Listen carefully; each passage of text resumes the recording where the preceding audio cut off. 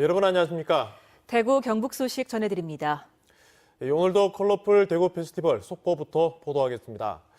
이종 사촌에게 대구시의 각종 행사를 몰아줬다는 의혹을 받는 대구문화재단 고위 관계자가 어제서야 대구시에 업무 배제 신청서를 제출하고 공개했습니다. 그동안 친인척과 관련된 업무에서 빠졌다는 증거인데 가짜 서류, 그러니까 최근에 만들었다는 의혹이 나오고 있습니다. 윤영균 기자가 취재했습니다. 대구문화재단 고위 관계자는 5월 5일과 6일 열린 컬러풀 대구 페스티벌 행사 전에 이미 직무 배제 신청서를 냈다고 주장했습니다. 그 이해신고서 다 제출했고, 그래서 거기에 관련해서 당시에 제가 그 선정의 과정 뭐 이런 데는 저한테 보고라든지 뭐 이런 게 올라오질 않았습니다.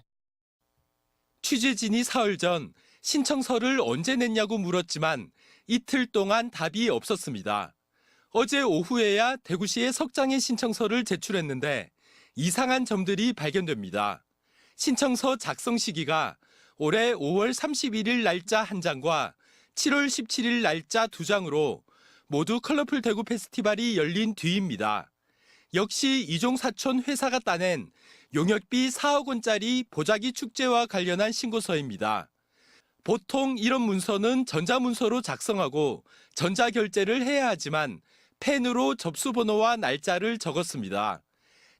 셋 다 전자결제에 등록하는 것을 깜빡했다는 게 재단 측의 해명입니다. 그 전자결제를 그때 등록을 못해가지고 따로 처리를 하고 있습니다. 비전자 결제로 갔더라도 추후에 전자로 다 올려야 되거든요.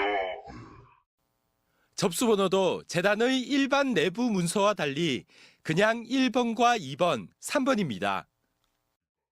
네, 맞습니다. 201801, 02, 03 이런 식으로 잡니다. 그렇다면 신고서대로 이종 사촌 회사가 진행했던 보자기 축제 기간에 이 관계자가 업무에서 빠졌을까 확인했습니다. 직원들은 고위 관계자의 행동이 평소와 다르지 않았다고 기억합니다.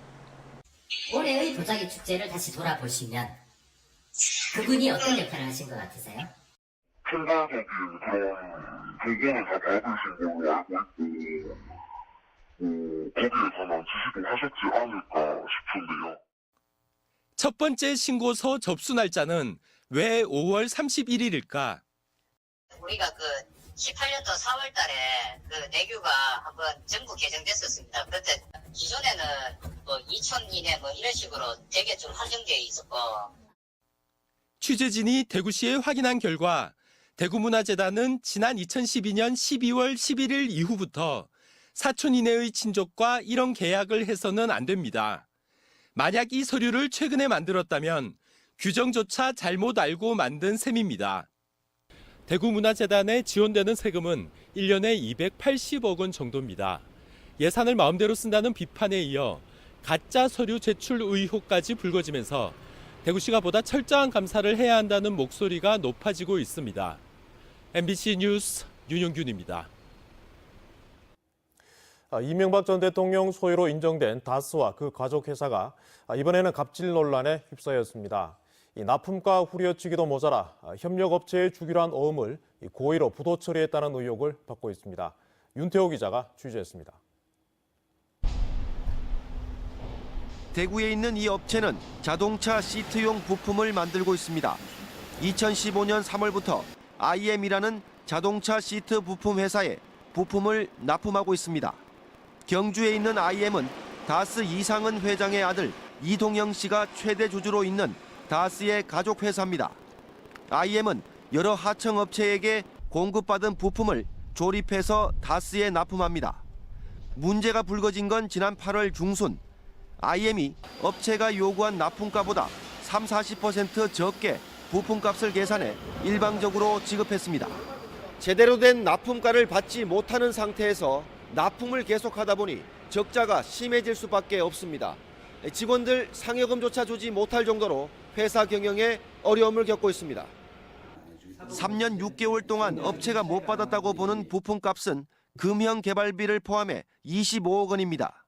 대출을 해서 직원들 월급 주고 있는 실정이다 보니까 이렇게 계속 운영하면 회사 존속을 못하기 때문에 부득이 우리는 거래 종료를 통보를 한 거죠. 문제가 불거지자 IM은 지난달 18일 돈을 지급하겠다는 합의서를 쓰고 다스 이상은 회장 이름으로 된 25억 원짜리 전자어음을 발행합니다. 하지만 곧바로 지급 정지 조치를 했고 결국 한 달 뒤 피사취 계약 불이행을 이유로 최종 부도 처리를 했습니다. 피사취 부도라는 것은 사기나 협박 등으로 어음 지급을 거절할 때 내리는 조치입니다.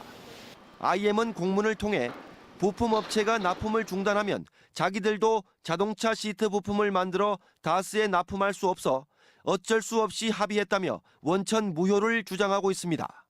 업체 잘못으로 떠넘기겠다는 의도로 의심됩니다. 각본에 의한 사항이지 않았냐. 저희는 이제 참 바보같이 그 말만 믿고 지금까지도 열심히 납품하고 있습니다. 마찰을 빚자 IM은 다른 업체로부터 같은 부품을 몰래 공급받아 하도급법 위반 정황도 포착했다고 DH테크 측은 주장하고 있습니다. 결국 이 업체는 청와대 국민청원에 다스와 IM의 갑질을 폭로하고 피해 복구를 요구하고 있습니다. MBC 뉴스 윤태호입니다. 네, 기다리던 소식이면서 당연한 결과겠죠. 대구 사립유치원 감사 결과가 오는 24일 공개됩니다. 유치원 비리 신고센터도 운영됩니다. 이상원 기자가 보도합니다. 대구시 교육청은 180여 개 사립유치원 감사 결과를 24일 모두 공개합니다. 2013년부터 올해까지 사립유치원들을 감사한 결과물입니다. 전체 유치원이 260개쯤 되는데 그중에 한 30%만 감사를 안 했기 때문에 그거는 미공개고 그 70%는 이번에 다 공개합니다. 원래는 2020년까지 단계적으로 하려던 소규모 유치원 75개에 대한 종합감사도 내년까지 모두 마치기로 했습니다. 다음 달에 원화 모집에 들어가는 유치원들은 큰 타격을 우려합니다. 원화 모집에 대한 영향은 사실 좀 큽니다. 저희가 지금도 상담이 오고 가고 하고 계시는데 원화 모집 딱 스타트하는 요 시기에 이 비리가 터져버리니까 전부 다 타격이 좀 있을 겁니다. 저희들 나라에 사는 거 지금도 계속 지켜보고 있고 저희들 어떻게 할 수 있는 방법이 없지 않습니까? 학부모도 걱정이 큽니다. 명단이 공개된 후 사립유치원 비리 실상이 낱낱이 알려지면 아이를 믿고 맡길 수 있겠냐는 겁니다. 유치원을 다 전수조사를 한 게 아니기 때문에 여기 나오지 않은 어린이집이나 유치원도 당연히 문제가 있지 않을까라는 생각이 당연히 마음속 한구석에 있고요. 유치원의 환경이 더 혼란스러워지진 않을까 하는 부분이 또 걱정됩니다. 대구교육청은 오늘부터 비리 유치원 제보를 받아 비리가 적발되면 고발 조치할 방침입니다. MBC 뉴스 이상원입니다. 경찰이 강은희 대구시 교육감의 자택과 집무실을 압수수색한 데 이어 강 교육감의 휴대전화를 압수해 조사하고 있습니다. 대구 중부경찰서는 오늘 아침 강 교육감의 휴대전화를 건네받아 통화와 문자메시지 내역 분석을 통해 강 교육감이 선거 공보물에 정당 관련 이력을 기재하는 데 직접 개입했는지 조사하고 있습니다. 강 교육감은 지난 6월 지방선거 당시 선거 공보물 경력사항에 19대 새누리당 국회의원이라는 내용이 담긴 공보물 10만 여부를 인쇄해 우편으로 발송한 혐의를 받고 있습니다. 대구 취수원 이전 관련 소식입니다. 환경부가 낙동강 수질을 개선하기 위해 제안한 폐수 무방류 시스템 도입과 적용 범위를 두고 대구시와 구미시, 경상북도의 계산이 제각각입니다. 폐수 무방류 시스템 도입에는 모두 찬성하지만 대구 취수원 이전은 전혀 진전이 없습니다. 한태현 기자가 보도합니다. 환경부가 제안한 폐수 무방류 시스템은 대구시, 구미시, 경상북도 모두 일단 찬성합니다. 대구시는 다만 효과를 100% 믿지 못하겠다는 반응입니다. 국내외 대규모 폐수 처리 시설에 적용된 사례가 없는 것이 큰 원인입니다. 대구시는 그래서 취수원 이전도 해야 한다는 주장을 굽히지 않고 있습니다. 이 무방류 시스템이 실용화되고 어떤 정착이 되는데 오랜 기간이 걸리고 또 파일럿 테스트 결과가 나오지 않았기 때문에 취수원 이전의 필요성은 여전히 존재한다고 이렇게 판단하고 있습니다. 구미시는 폐수 무방류 시스템을 통해 낙동강 수질이 개선되면 취수원을 옮길 명분이 사라진다고 맞서고 있습니다.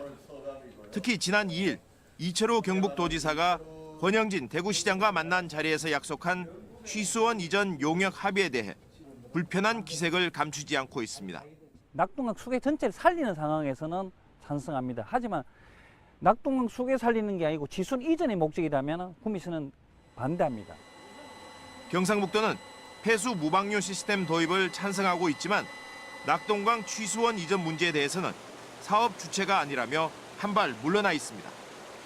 낙동강 취수원 이전 문제를 두고 총리와 만난 대구시장과 구미시장 그리고 경북도지사는 낙동강을 깨끗이 관리해야 한다는 원칙에는 뜻을 같이 했지만 세부적인 사항을 두고서는 의견차를 좁히지 못했습니다.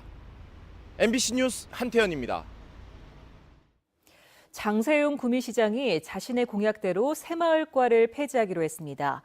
구미시는 오늘 새마을과 폐지를 비롯해 1실 4개국을 6개국으로 개편하는 행정기구 설치조례 전부 개정 조례안 입법을 예고하고 다음 달 8일까지 시민들의 의견을 듣기로 했습니다. 구미시는 의견 수렴 뒤 이 조례안을 의회에 제출해 안건이 통과되면 이르면 내년부터 시행에 들어갈 예정입니다. 구미시는 새마을과 명칭 대신 시민 공동체과를 신설하는데 새마을 관련 업무는 이어간다고 밝혔습니다. 국회 환경노동위원회 국정감사에서 삼성전자 서비스 불법 파견 근로감독 결과를 뒤집는 데 개입한 의혹을 받는 권혁태 대구지방고용노동청장에게 질의가 이어졌습니다. 권 청장은 지난 2013년 서울노동청장 시절 삼성의 부당 노동 행위를 은폐했다는 지적에 대해 회의를 다시 열도록 건의했지만 당시 발언 내용은 기억하지 못한다고 답했습니다. 사퇴해야 한다는 질의에 권 청장은 송구스럽다고 말했고 노사 평화의 전당에 대해서는 건립 찬성 의사를 밝혔습니다. 한편 민주노총 대구지역본부는 오늘 청와대 앞에서 기자회견을 열고 권 청장의 직위 해제를 정부에 촉구하고 적폐 청장은 노사 평화의 전당 건립을 추진할 자격이 없다고 주장했습니다. DGB 금융그룹 지배구조 선진화 방안이 지주이사회를 통과했습니다. DGB 금융그룹은 오늘 지주이사회가 열려 지난 9월 발표한 지배구조 선진화 방안을 만장일치로 통과시켜 관련 규정이 개정됐다고 밝혔습니다. 지배구조 선진화 방안은 대표와 사회이사의 선임을 투명하게 하고 전문성을 높이기 위해 외부 컨설팅을 받아 마련됐습니다. 다만 대구은행 규정을 바꿔야 하는 안도 있어 DGB 금융지주는 다음 주쯤 은행 이사회에 규정 개정을 요청할 계획입니다. 프로축구 대구FC가 내일 오후 2시 대구 스타디움에서 전남을 상대로 K리그1 33라운드를 펼칩니다.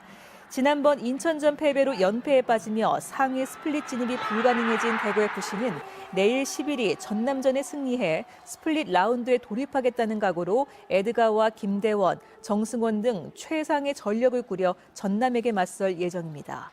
대구문화방송은 전남과 대구의 내일 경기를 낮 1시 50분부터 중계방송합니다.